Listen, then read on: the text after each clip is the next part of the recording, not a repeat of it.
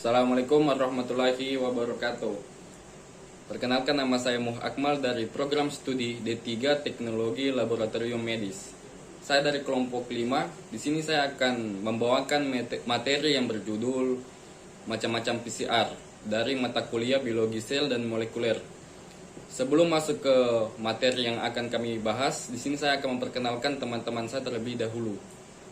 Jadi yang pertama itu ada Anggi Regina.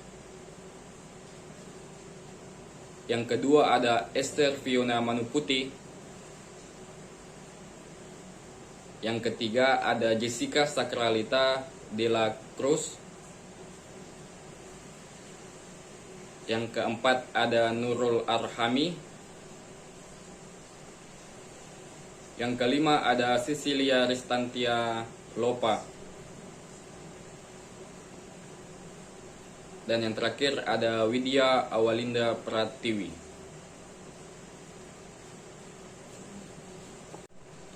Langsung saja, di sini kami akan menjelaskan tentang macam-macam PCR. Sebelum masuk ke macam-macam PCR di sini, teman saya yaitu Esther Fiona Manuputi dan Nurul Arhami akan menjelaskan terlebih dahulu definisi dari PCR. Mari kita simak pembahasan dari teman saya. Polymerase chain reaction atau yang kita kenal dengan PCR adalah suatu metode atau teknik replikasi DNA secara enzimatik tanpa menggunakan organisme. Teknik ini DNA dapat dihasilkan dalam jumlah yang besar dengan waktu yang singkat, sehingga banyak teknik lain yang dapat menggunakan DNA. Jadi PCR adalah teknik yang digunakan untuk membuat banyak salinan dari suatu segmen DNA. Proses ini menghasilkan sejumlah besar salinan dari sampel yang kecil, sehingga adanya amplifikasi atau berbanyak segmen DNA dapat memungkinkan kita untuk mendeteksi virus ataupun bakteri patogen dari sampel yang diperiksa. Contohnya pada kasus COVID-19, sampel yang diperiksa dapat berupa apusan atau swab tenggorokan serta hidung. Polymerase chain reaction atau PCR juga merupakan suatu teknik yang digunakan untuk membuat banyak salinan dari suatu segmen DNA. Proses ini akan menghasilkan sejumlah besar salinan dari sampel awal yang kecil. Dengan adanya amplifikasi segmen DNA, memungkinkan kita untuk mendeteksi virus atau bakteri patogen, identifikasi individu atau sidik jari DNA, dan beberapa penelitian ilmiah yang melibatkan manipulasi DNA. Pada proses PCR menggunakan alat termosiklus, sebuah mesin yang memiliki kemampuan untuk memanaskan sekaligus mendinginkan tabung reaksi dan mengatur temperatur untuk tiap tahapan reaksi. Ada 3 tahapan penting dalam proses PCR yang selalu terulang dalam 30-40 siklus dan berlangsung dengan cepat, yaitu denaturasi, annealing, dan pemanjangan untai DNA. Produk PCR dapat diidentifikasi melalui ukurannya dengan menggunakan elektroforesis gel agarosa. Metode PCR dapat dilakukan dengan menggunakan komponen dalam jumlah yang sangat sedikit. Misalnya DNA cetakan yang diperlukan hanya sekitar 5 mikrogram oligonukleotida yang digunakan hanya sekitar 1 mikrometer, dan reaksi ini biasa dilakukan dalam volume 50-100 mikroliter. DNA cetakan yang digunakan juga tidak perlu dimurnikan terlebih dahulu, sehingga metode PCR dapat digunakan untuk melipat gandakan suatu sequencing DNA dalam genom bakteri. Nah, itulah tadi materi yang dijelaskan dari teman saya. Selanjutnya kita masuk ke pokok materi yang akan kami jelaskan. Di sini kita akan menjelaskan macam-macam PCR yang akan dijelaskan 2 teman saya lagi, yaitu Jessica Sakralita Dela Cruz dan Anggi Regina. Mari kita simak pembahasan yang akan mereka bawa. Berikut adalah macam-macam PCR. Yang pertama adalah PCR standar. PCR standar merupakan produk utama atau produk dasar dari PCR, dan hasil dari produk PCR tersebut dapat digunakan untuk tahap selanjutnya, seperti untuk cloning, sequencing, dan juga restriksi enzim. Yang kedua adalah RT-PCR atau Amplification Refractory Mutation System. Adalah aplikasi PCR di mana menggunakan primer sekunder. Metode ini sangat berguna untuk identifikasi mutasi titik atau polimorfisme. Yang ketiga adalah gap PCR. Mutasi delesi pada gen cluster pada B globin dapat dideteksi oleh PCR standar menggunakan sepasang primer yang komplement dengan untai DNA yang di dalamnya ada area delesi. Untuk delesi yang kecil kurang dari 1 KB, maka akan dihasilkan 2 buah produk fragmen, 1 fragmen besar dan 1 fragmen kecil, atau fragmen yang ada delesi kurang dari 1 KB. Untuk delesi KB yang lebih besar atau 2 KB, jarak antara 2 primer yang mengepit produk PCR atau amplikon terlalu besar sehingga sukar didapatkan 2 fragmen produk atau hanya terbentuk fragmen yang delesi atau fragmen kecil. Sedangkan fragmen normalnya tidak dapat terbentuk. Oleh karena itu, diperlukan teknik khusus untuk memperoleh kedua fragmen tersebut, yaitu 1, 2, 3 genetik molekuler dan aplikasi 10 genetik gap PCR. Teknik ini banyak digunakan untuk mendeteksi alfa thalassemia, di mana delesi yang terdapat atau yang terjadi itu sangat besar. Selanjutnya yaitu EFLP PCR. Metode ini digunakan jika ada area pemotongan enzim restriksi pada alel hemozigot atau mutan yang memiliki situs pemotongan, maka produk PCR akan dapat dipotong oleh enzim restriksi tertentu ataupun sebaliknya. Untuk alel hetero, maka produk PCR yang diamati adalah kombinasi antara pita yang terpotong dengan pita yang tidak terpotong. Selanjutnya yaitu kuantitatif PCR. Metode ini digunakan untuk menghitung kuantitas atau jumlah produk spesifik hasil PCR. Biasanya, produk ini dikenal juga dengan sebutan real-time PCR atau RT-PCR. RT-PCR di sini berbeda dengan reverse transcription atau RT-PCR. Reverse transcription PCR atau RT-PCR didesain untuk amplifikasi DNA dari RNA. Jumlah amplifikasi DNA dari RNA dapat diamati dengan menggunakan RT-PCR. Kemudian PCR yang terakhir yaitu multiplex tandem PCR. Metode ini mendeteksi banyak target pada satu sampel. Pada metode ini, satu sampel dapat mendeteksi atau menggunakan banyak primer spesifik dan proses PCR dijalankan serentak.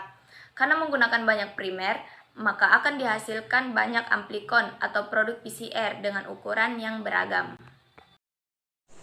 Nah, di sini kan kita sudah tahu mengenai definisi dari PCR dengan macam-macam PCR.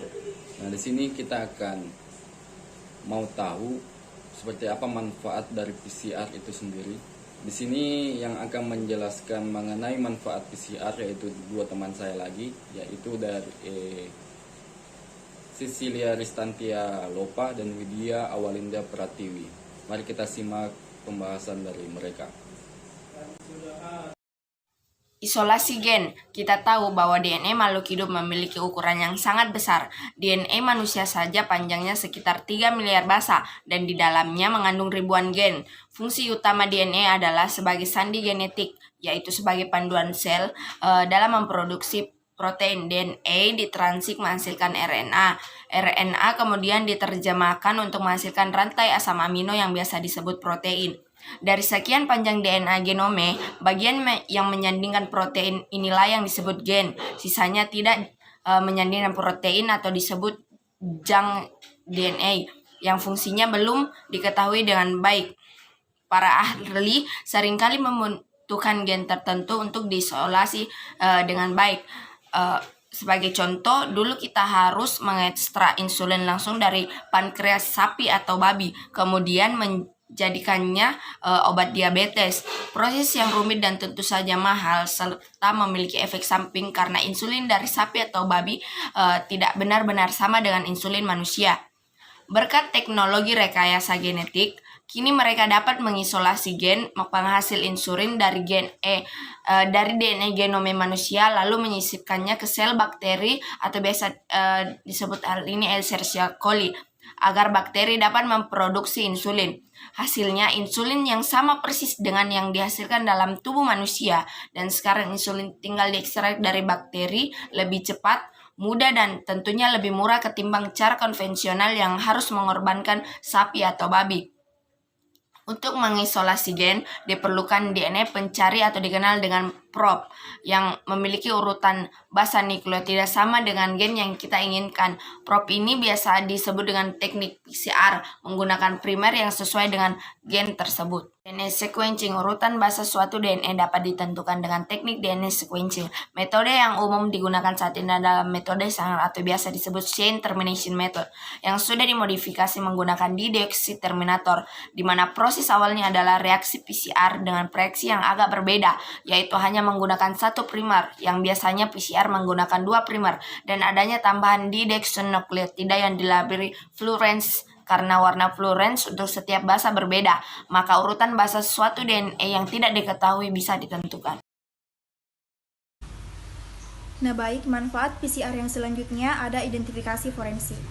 Seseorang yang terlibat kejahatan, baik itu pelaku maupun korban, atau korban kecelakaan atau bahkan bencana, kadang sulit untuk dilakukan.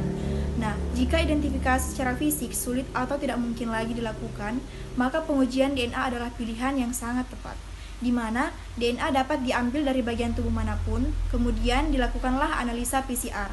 Nah, analisa PCR ini digunakan untuk mengamplifikasi bagian-bagian tertentu DNA yang disebut sebagai fingerprints, atau di kalangan kita ini dikenal dengan sebutan DNA sidik jari, yaitu bagian yang unik bagi setiap orang.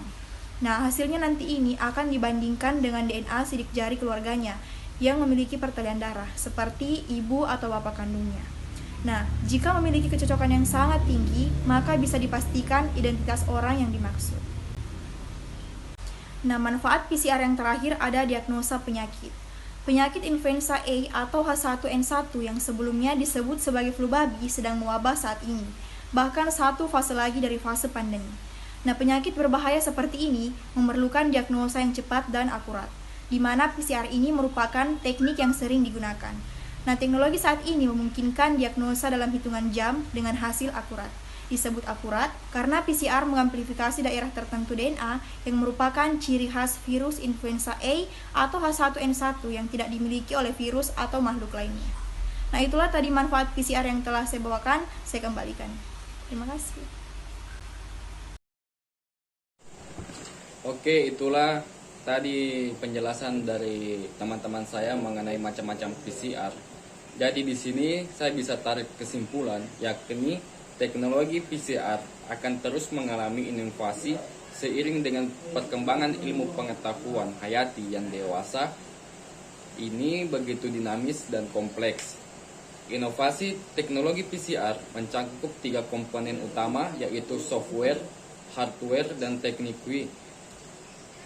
Penemuan-penemuan baru pada ketiga komponen tersebut telah memperkuat PCR sebagai salah satu tools bioteknologi yang mumpuni dalam menjawab tantangan penelitian maupun diagnostik ke depan. Beberapa PCR yang telah dikembangkan saat ini adalah sebagai berikut, yaitu PCR standar, ARMS PCR, GAP PCR, RFLP PCR, kuantitatif PCR, dan multiplex tandem PCR. Itulah tadi yang dapat saya tarik kesimpulan dan penjelasan dari teman-teman saya. Kami dari kelompok 5, kami akan mengundurkan diri dari pembacaan materi kami. Saya akhiri, wabillahi taufiq wal hidayah. Wassalamualaikum warahmatullahi wabarakatuh.